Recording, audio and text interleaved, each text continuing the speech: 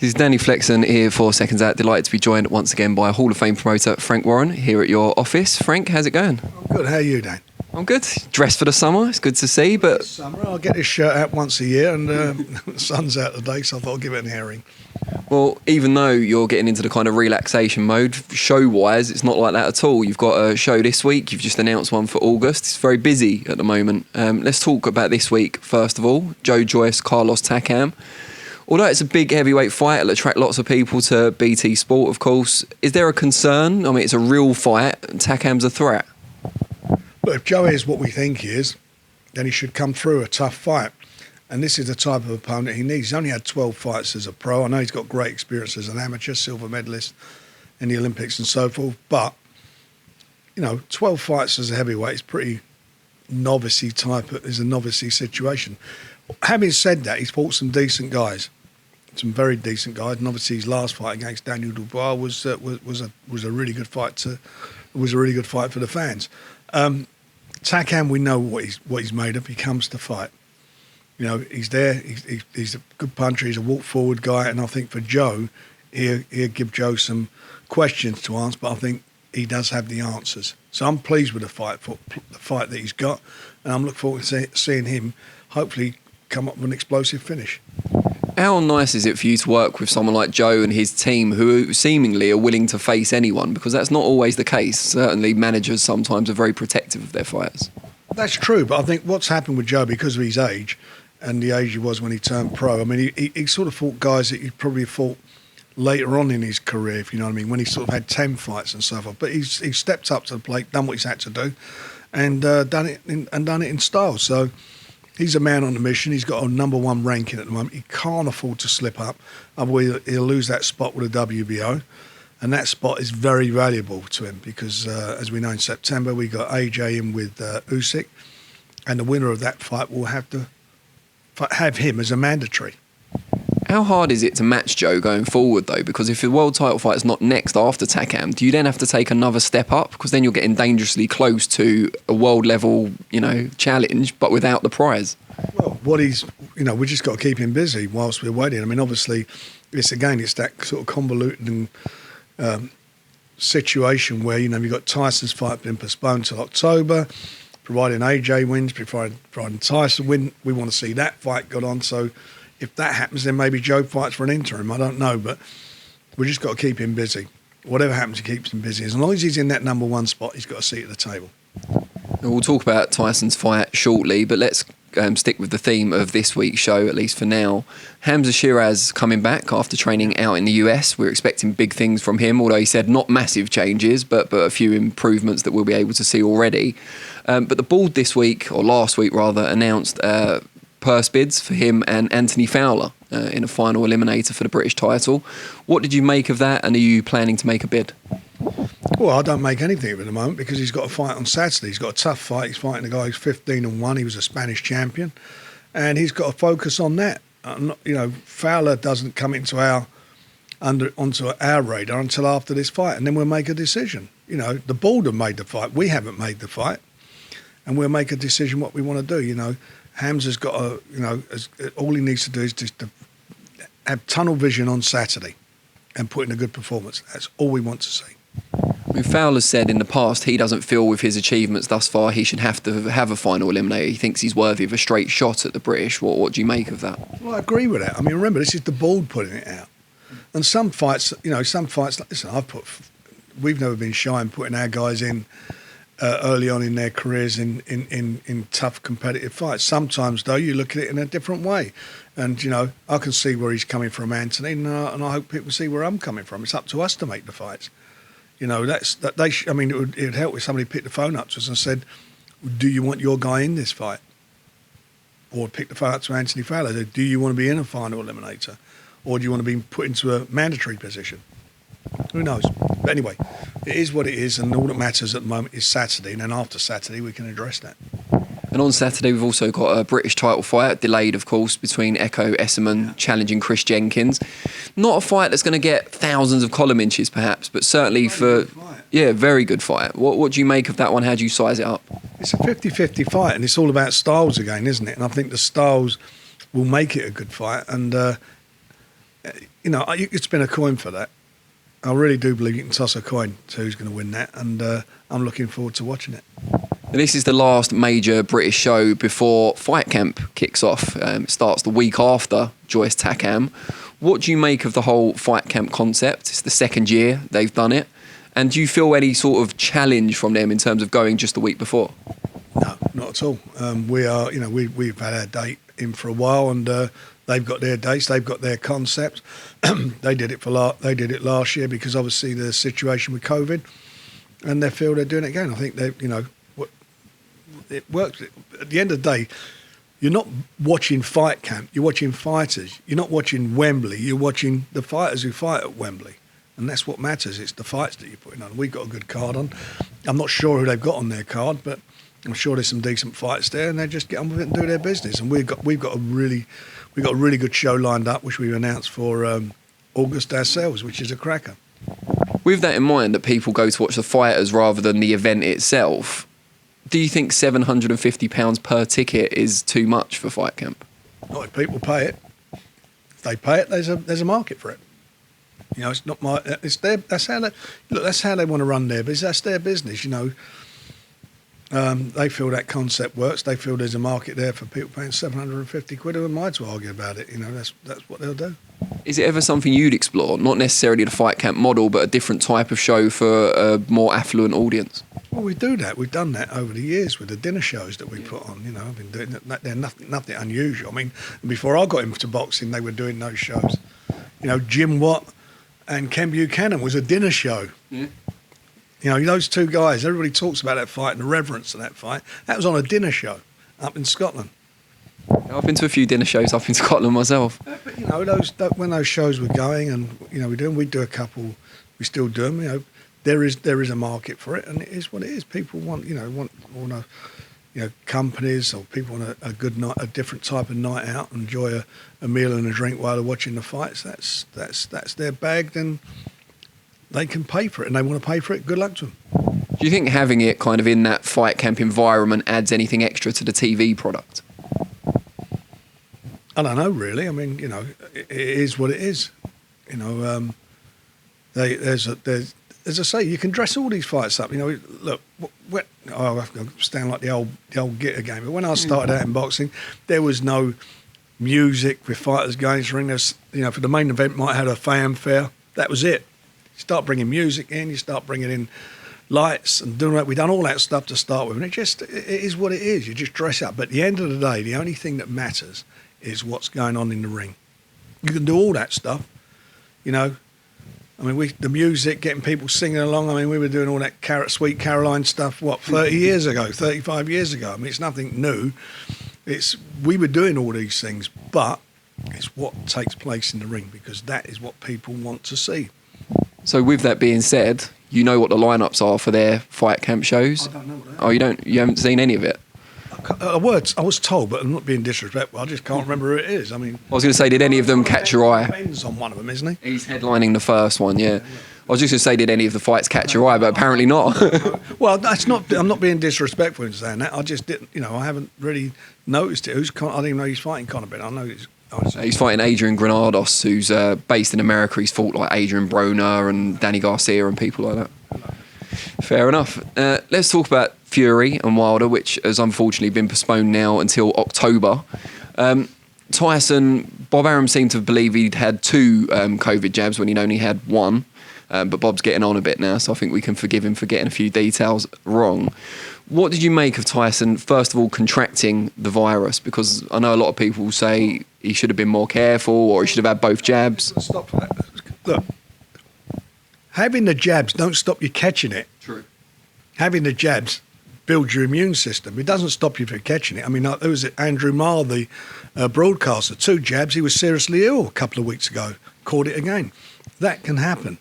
And that's it. That's the times we live in. Anybody can catch COVID.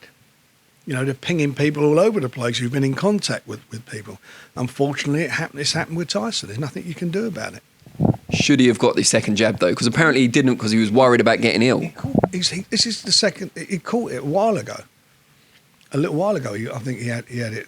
About, when this all first started, he felt that he had the symptoms of it, but it hasn't had the second jab. And you can't just go and have the second jab one after the other like that. No, there's like 12 weeks in between. And his age group, he's in his early 30s. He's not, my age group. So it is what, again, it is what it is. Unfortunately, he's caught it. And if somebody in the camp had caught it, we'd be in the same position. The fight would be cancelled. That's how it is. And there were other people in the camp who also called it. So it's nobody's fault. It's just what is happening. And it's being postponed, and it'll be on in October now. There's nothing you can do about it. Nothing anybody can do about it. There's been a few photos circulating since on social media that appear to show Tyson socialising despite apparently being in quarantine or isolation, whatever you want to call it. What do you make of that? Or have you spoken to him and he said, those pictures were taken earlier or anything like that? I haven't spoken to him about it. I very rarely do I get on social media. Fair enough. How disappointing is it that the fight's been postponed in itself, regardless of the reasons? Because people were saying, we don't need a third fight, but as soon as it got cancelled, people seem to be really disappointed. I'm really disappointed for Tyson. He's a guy who got into his stride of fight. We got him fighting regularly. And by the time he gets into the ring in October, he'd been out the ring. He wouldn't have had a fight for 20 months. Do you think any of us want that? You think Tyson wants that? Of course not.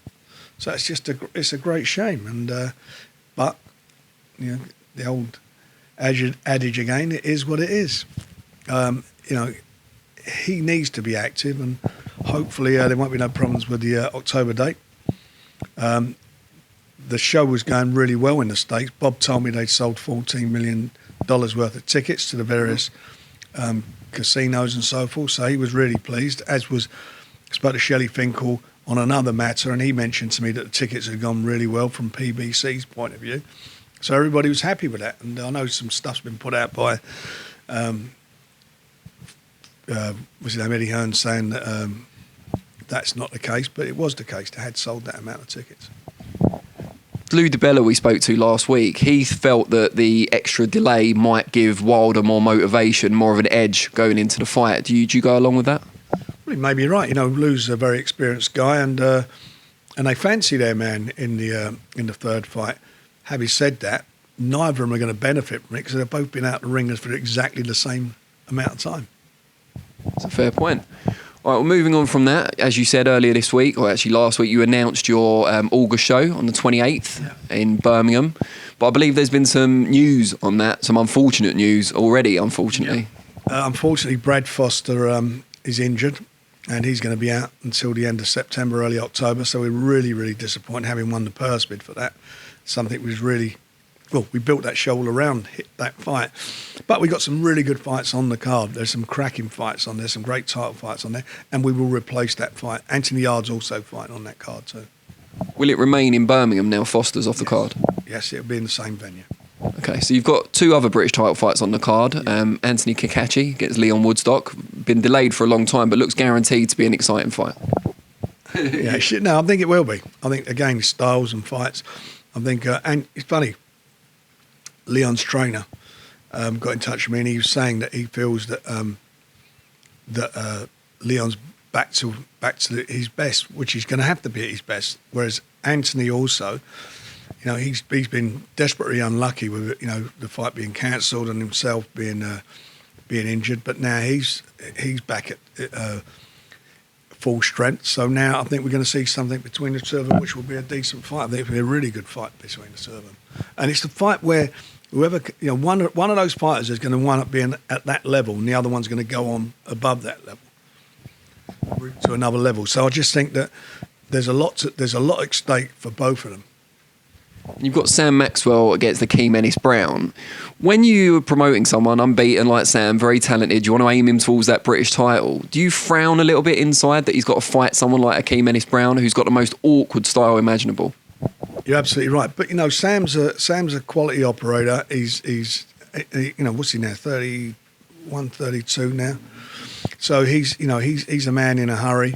and for him, this is a tough fight for him. It's another 50-50 job, but he's capable of winning it. But again, anything can happen. These are the sort of fights that you look at and you can't wait to see them.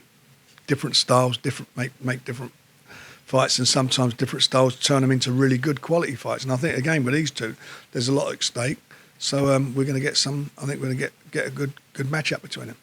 Now, obviously, the Foster injury has only just happened, but have you got any idea of what type of fight you might replace it with? Like what level? We'll make it. It'll be a British title, another title fight on there, and we're going to add another kid to the card. So, and obviously we've got Anthony Yard on there. So, it's, and he's in a crucial position. He's got to win that fight because they obviously wants to get the rematch on with Lyndon, so he can't afford to slip up. Does that mean we can expect a relatively comfortable test for Yard? Yeah, or I want the original opponent that we announced for him. That's the opponent we want to go with. It's Eminatra. Yeah, that's what we're looking to go with. Good Wait stuff. for him to confirm that he's going to be okay, first of all. Yard. No. Atra, yeah. Okay. What's the plans going forward from there? Because you've just announced one for the end of August. Then we're into the new season, if we still talk about seasons in boxing. September, we're going to announce on Saturday Sonny Edwards' next fight. So we'll be announcing that. And Daniel Dubois, we're announcing his fight. So we've got quite a few things to announce.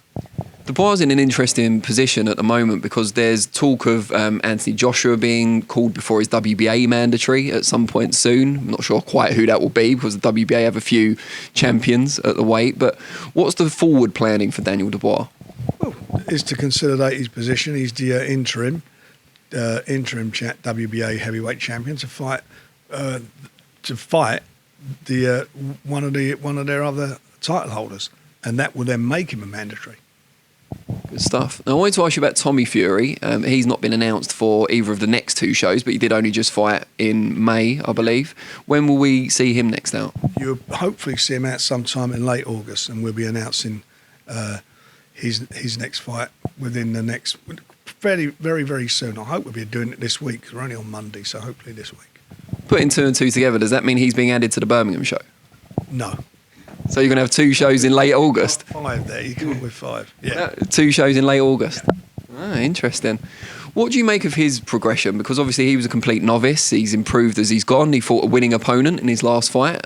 Well, he's a novice. He is a novice. He's got a long way to go yet. He is a novice, but he's very committed. He trains well, and he's and he knows what he wants. What he wants, and he wants to get to the top. He wants to emulate what his brother's done. So what he's got to do is pick up experience on the way. He's got to learn his craft. But he's a 5-fight novice, and it was an unbeaten fighter he fought, and who gave a good account of himself. Now, someone he's often linked with, and someone he often talks about, to be fair, it's not just that he's linked with them, is Jake Paul, who last week said that he would like to fight Canelo in 3 years' time. Fighting Canelo seems ludicrous on the surface, but 3 years, quite a long time. If he starts fighting boxers in the interim, do you see that as being a possibility? Well, if he keeps winning, he's got to keep winning his fights, hasn't he, and step up, so who knows? You never know, he might wind up fighting Tommy. And then the winner will fight Canelo. Yeah, exactly, in 3 years. Not beyond the realms of possibility. What do you make of the whole kind of exhibition fight, crossover fight thing? Is it something you'd ever get involved in? There's no question I'll get involved in. I mean, if there's an opportunity there, for one of my guys, and I felt it was a decent opportunity, then I wouldn't stand in their way of earning some decent money for it. I'm not a big fan. I'm not a big fan of it because I look at fighters who've been around a long time or in a title fight, and you've got these guys who come in, have had 1 or 2 fights, and suddenly, good luck to them. I'm not saying they shouldn't be allowed to do it. Good luck to them earning their money and taking advantage of that. And if people want to pay for it, then who can blame them from doing it? But from some of the, you look at some of the world champions who don't get the acknowledgement or the recognition they should get. You do feel a bit sorry for them because really they are, at the end of the day, they're pretty much novices. But having said that, it seems with Logan that he's very ambitious, and we'll see. I mean, I'd love to, as I said, if there was a lot of talk about him calling out Tommy. I'd love to see that. I'd like to see that fight. Now, the Board of Control confirmed a few weeks ago that this current pandemic has seen an unprecedented number of female boxers applying for their licence, pro licence in this country. You haven't had a female boxer since Nicola Adams retired. Obviously, she won the world title just before she hung them up.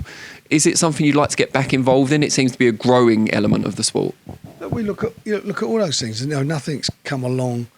Has come along up until about a month ago, but we've had some approaches, and we've been talking to a couple of female boxers, and we'll see where we go with that. Tell us who. Come on. I can't be doing that, can I? Not till you sign NDAs. Yeah, got to do some NDAs. But it's not something you're against promoting in principle.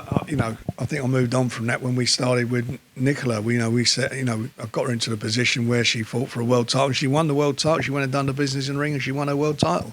So for me, that was job done with her. We took her as a pro, took her on a journey, and she's done brilliantly, and she's doing brilliantly now with her after boxing career. I didn't really pay much. I know Jane Couch years ago, and she used to drive me crazy, and I liked Jane. She used to phone me up, put me on a show, and I had no interest in it. It was about the levels. It's like, say she wasn't bad, but the opponents weren't quite up to it. And I think, going out to the States, I know with Don, and we were working together, we had a few fighters on the card, like the coal miner's daughter and a couple of other girls, and, it just never grabbed me. But times have changed, and some of these girls, doing really well. I mean, Daniel Dubois' sister Caroline, she's fighting in the Olympics. I mean, she's like sparring. She's a handful for anyone. So, would you be in for promoting her when she eventually turns pro? See what happens. We'll see what happens. But I'm quite interested in, it's what we are. We're promoters, and we've got quite a young team here. I'm the old geezer, but we've got a good young team here, and they've got their ideas, what they think in the directions we should be going in sometimes. And one of those roads that we're going down will be female boxing. And you mentioned about having a young team. I was speaking to your son Francis earlier, just before I came in here. He was talking about some of the young fighters you've got in your stable at the moment. He said it's as good as it's ever been in terms of the breadth of young talent. It is. We've been working very hard on that over the last few years, and some of them are coming through now. And I think we'll go on to bigger and better things this year. And there's, we've got quite a few who haven't even made their debuts yet because of the COVID situation. We've got a great roster of youngsters, and I think some of them are the best young talent in the country. Is it hard to find spaces on shows for all your fighters? Because you have got a large stable now, and when they're young and they've just started, you want to keep them active? Well, what we used to do up until COVID, we'd have a big show on, we'd have like 14, 15 fights on the card. Then we were reduced, I think it was 6, then it was 7, and then it's gone up to 9. So you're losing those spots. So if you're doing, 15, 20 shows a year, and you're losing 6 or 7 slots on each of those shows, then obviously you can't service all their contracts. So it's been very, very difficult. But hopefully we get back to a bit of normality now. I think the board are going to limit everything to 10 fights on a card for a while. So we've got to look at other ways to get these guys out and get them exposure. So we're doing that. And I think we'll be doing some additional shows in the future. But it shows that you must be committed to the young talent, because despite the board restrictions, you're still signing just the same amount of youngsters as you have in the past. So you must still, believe in them. I am committed to it. I mean, that's the one part of boxing I do enjoy is with these youngsters and bringing them through and guiding their careers. I really do enjoy that part of it. I always have done, and I think we're very good at what we do in getting these youngsters off the mark and bringing them through. So we will continue to do that. And if there's a good young fighter around, this is, I don't care what anyone said, this is the best place to be for them. Just before we let you go, just name 2 or 3 of your young prospects who maybe don't get the publicity they should get so far. Oh, do you know what? That's a very difficult thing, because I'm going to upset God knows how many guys. There are a few of them who are cracking young fighters, but I don't want to. I'm not even going to go there with that, because I know I'll upset other ones. All I know is once we get to announcing what we're doing with these youngsters, I think then we'll do a big press conference with them all there, and they can all tell the world what they're going to do. And any idea when you'll be announcing this? I think you said new shows, but that's all. That's as far as we went. I think within the next 7 days we'll have it sorted out.